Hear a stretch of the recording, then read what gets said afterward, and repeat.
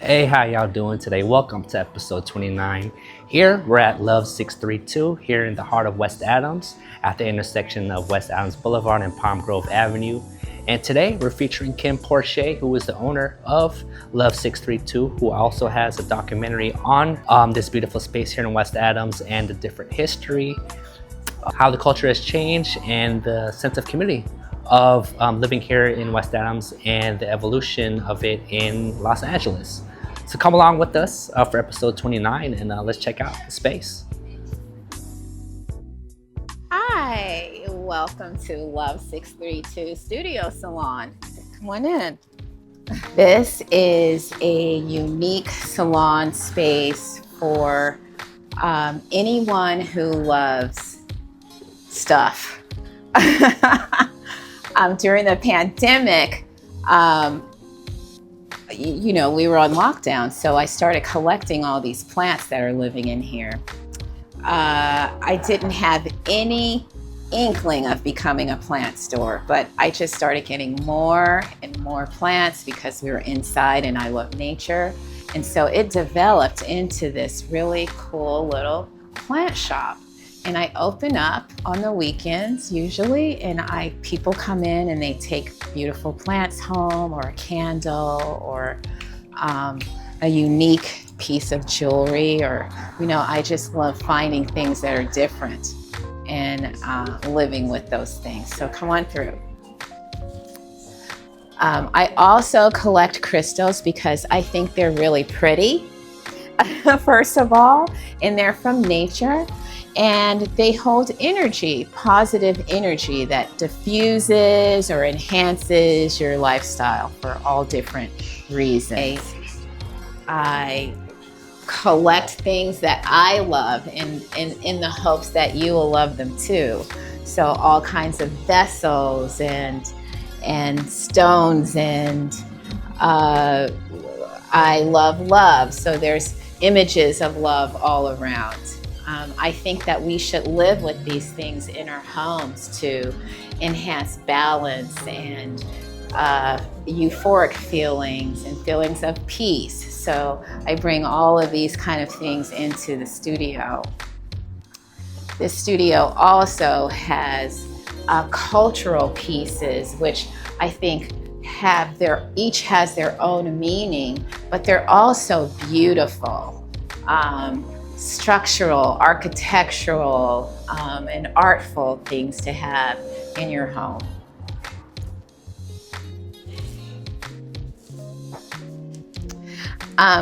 We have a little love bar.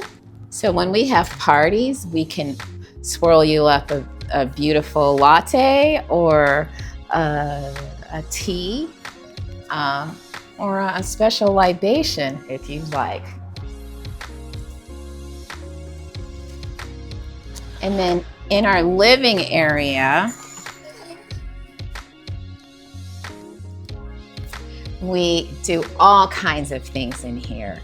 It works as a lounge. If you want to book time to come in here with your laptop and have a latte and do your work, you can do that. If you want to have a fabulous intimate birthday party or dinner party, you can do that. If you want to have a work party in a really cool environment that's away from what is normal, come in here and you can do that. We've had everything from jam sessions to wedding reception dinner parties to just friends wanting to connect in a space that feels warm and welcoming. That's what Love632 has done. It's very eclectic. We do a lot of filming in here too. It's also a film production site. So we've had it flipped inside out, turned upside down for film projects. It's just an everything space. Hello, my name is Kim Porché. I am the founder, creator of Love632 on West Adams Boulevard. I've been in this space for 10 years now. I came in April of 2016. So we just celebrated a birthday. I came here to West Adams. I had left LA for a little while, for a long time, and then I circled back. This is my home. I grew up here. I stumbled back on this neighborhood pursuing a studio for my interior design pieces. I wanted to sell them through. And I ran into a guy who owns a lot of the real estate around here. He gave me his card. He said, look up and down Adams. Are you familiar with Adams? And I said, are you kidding? I grew up in West Adams. So when I came here, I found this place. This was the second place I looked at. I found this place and instantly it spoke to me. All the memories of childhood and everything came flooding back. It looked much different at that time. When I grew up, it was a magical place for me and my sibling and the kids that I grew up with here. I knew right away when I came here that I had a mission. And once I got established and set up, I heard the ancestors telling me to tell our story.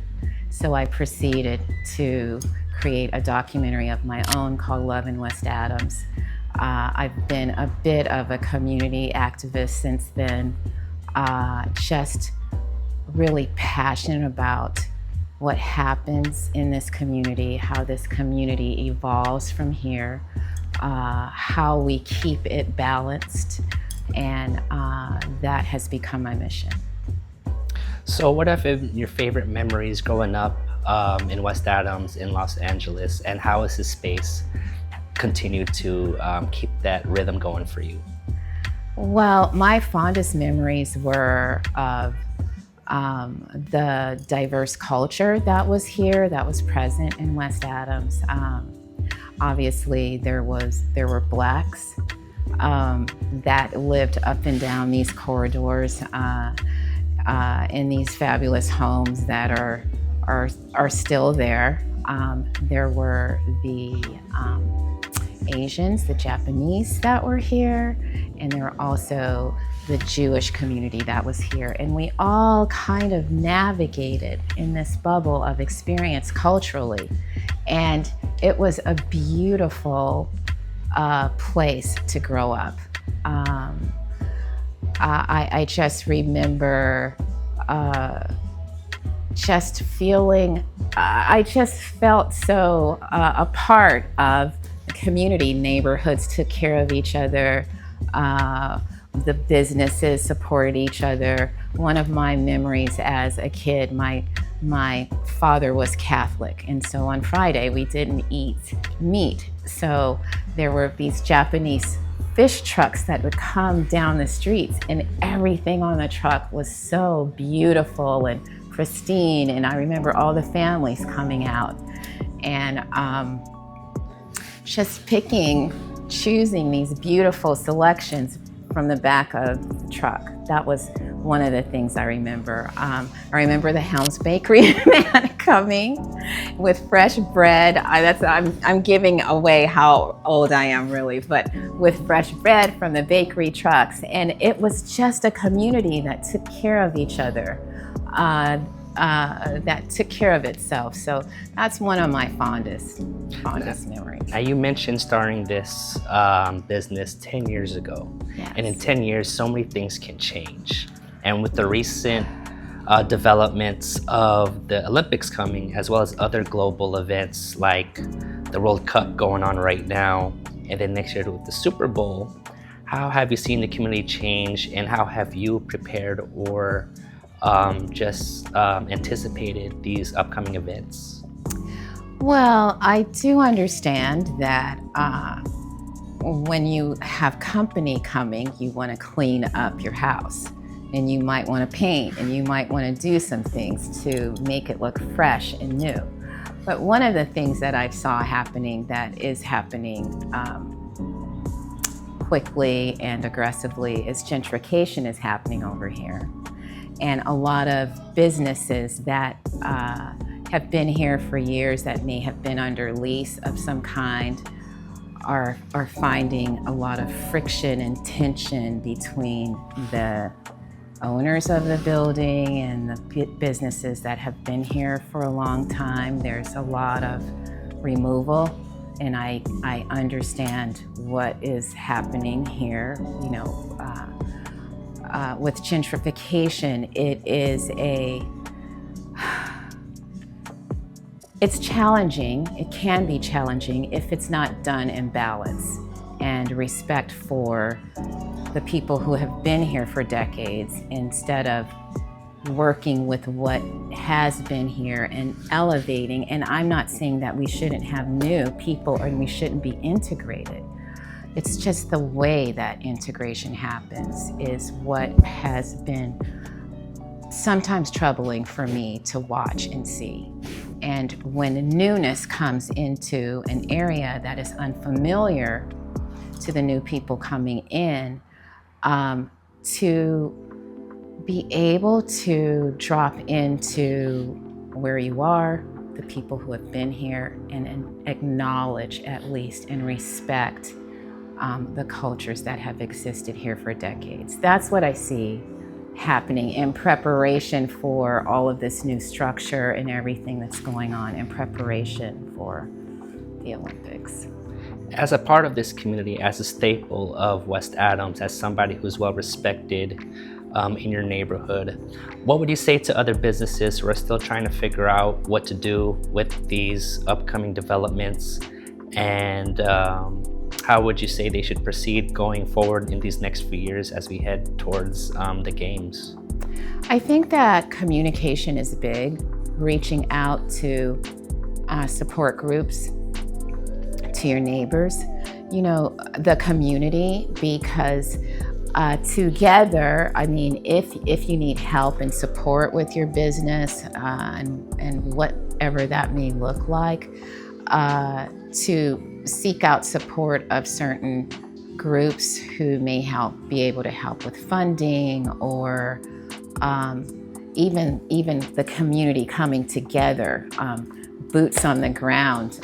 We just started this stretch of Adams kind of has been forgotten in terms of street cleaning and, you know, just picking up and making sure that our neighborhood looks and feels good. So we had maybe 4 weeks ago our first Clean the Corridor movement, where we're asking business owners and residents and people from the community to come and support us in picking up, cleaning up our community, keeping it a place that is prideful.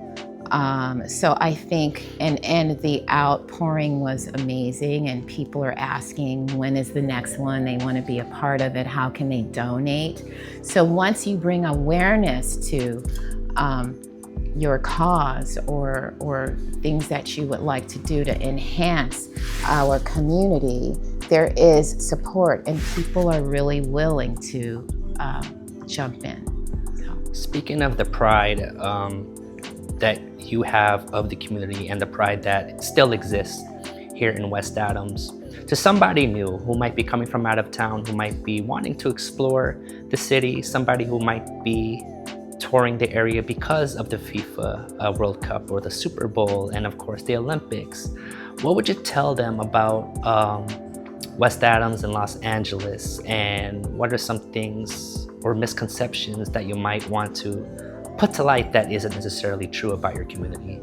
Well, first of all, West Adams is an historic street. And this is a historic community. A lot of our entertainers lived right in this corridor. It was one of the most affluent areas in our country, period.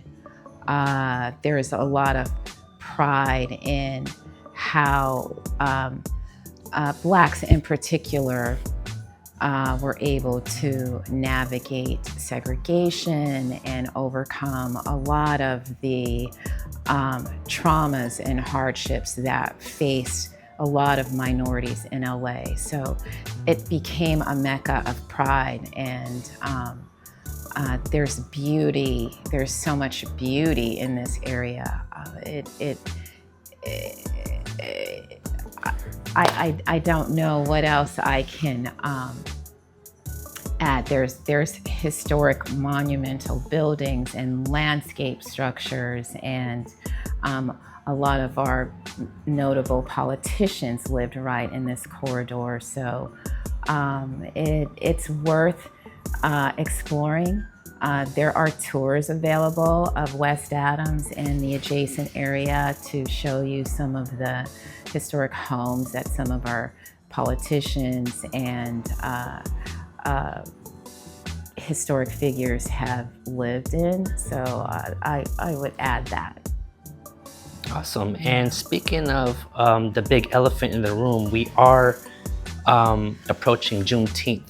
So how do you continue to instill pride, Black pride, in your community, and how do you continue to do so with folks that might not be familiar with the tradition? Well, I just think it's a celebration of culture, and to come together and celebrate our contributions, our overcomings, our offerings, with not just our community, but any community that wants to come in and join us. I think that all cultures have a type of Juneteenth that is an spiritual, emotional, and extremely important holiday to observe. So I just say find a Juneteenth party and become a part of it. It's a people, it's a unifying thing. So.